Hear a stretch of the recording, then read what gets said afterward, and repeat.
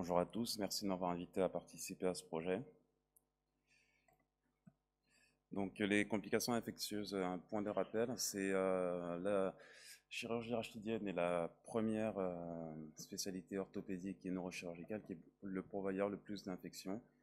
Ces ISO sont les premières causes de morbimortalité chez les patients ayant été instrumentés du rachis. Le CLIN recense 0,2 à 5% de taux d'infection chez les patients qui ont une chirurgie rachidienne. Dans la littérature, les rachis instrumentés se compliquent de 2 à 12% d'ISO. Dans notre série, sur les 273 patients, 17,4%, 46 patients ont présenté une infection du site opératoire. La documentation bactériologique révèle que les germes les plus souvent en cause sont en premier lieu les BGN, les staphylocoques et les germes cutanés, autour de 30% pour chacun. Et on retrouve aussi des anaérobies et les streptocoques aux alentours de 4%.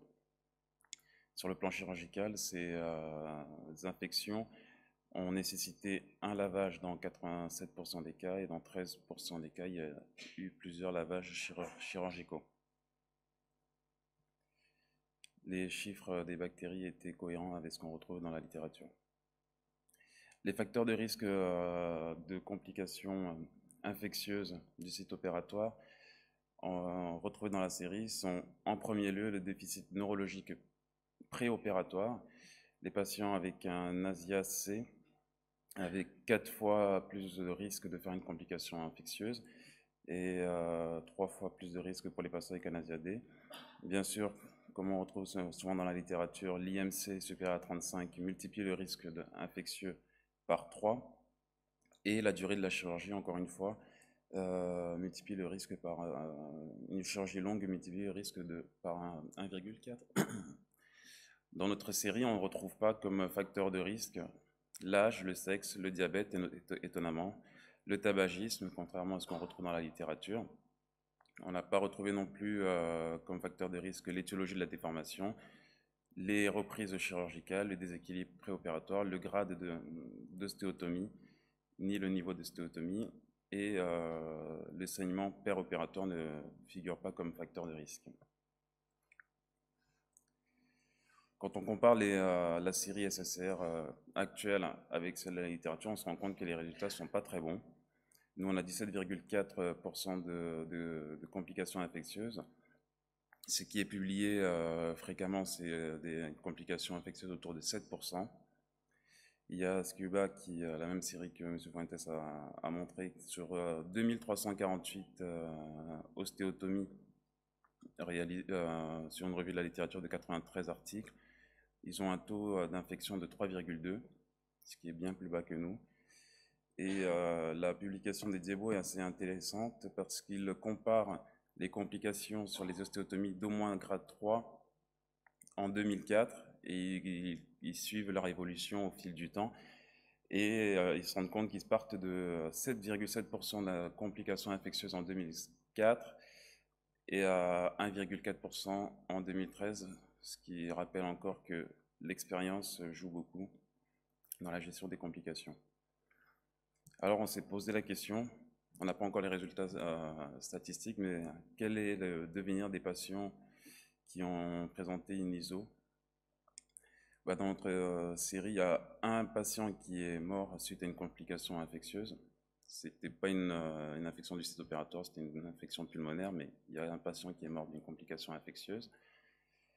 Ce qu'on retrouve dans la littérature, c'est que l'infection post-opératoire, donc les ISO, augmente le risque de pseudarthrose. Wang a publié que 23% des patients infectés se compliquent de pseudarthrose. La mortalité est multipliée par 4,5 dans les 5 ans chez les patients de plus de 70 ans. Bien sûr, le coût d'hospitalisation est augmenté.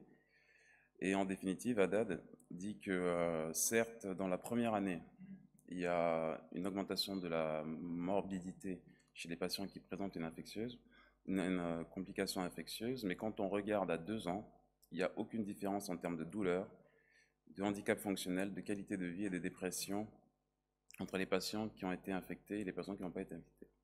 Mais quand on fait une enquête de satisfaction, on se rend compte que 53,8% des patients qui ont présenté une infection sont insatisfaits de la chirurgie contre seulement 15,4% des patients qui n'ont pas présenté des infections.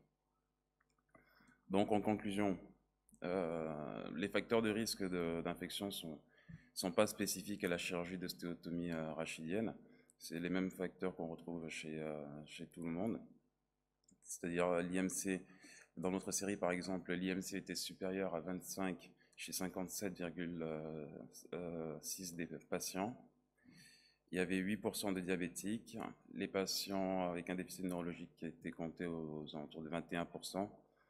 Il y avait 27% de fumeurs, 30% d'antécédents de chirurgie rachidienne et le score ASA qui est reconnu comme un facteur, le score ASA supérieur à 3 qui est reconnu comme un facteur de risque était présent chez 21,3% des patients. Enfin, les facteurs qui sont dus à la chirurgie, c'est la durée opératoire longue. Hein. On a des chirurgies qui font 4h30 en moyenne. Le saignement péropératoire, comme on l'a dit, est un facteur de risque d'infection. Il était à 1,8 là. Et l'abord postérieur de la chirurgie et le nombre d'implants élevé. On peut faire mieux, bien sûr, et pour cela, il faut prévenir. Et chez les patients diabétiques, par exemple, contrôler l'HbA1c. Il faut opérer les patients avec un HbA1c inférieur à 7 parce qu'un patient diabétique avec un HbA1c inférieur à 7 n'a pas plus de complications infectieuses qu'un autre. Pareil pour l'arrêt du tabac, 4 semaines avant la chirurgie, c'est des chirurgies qu'on peut planifier, donc on peut le contrôler ça. Ne pas opérer un patient avec une hémoglobine inférieure à 11 grammes et essayer de maintenir ce chiffre en post-opératoire prévient les infections. Pareil, il faut contrôler le poids, faire perdre du poids au patient et bien sûr l'antibioprophylaxie péropératoire est un moyen de prévention.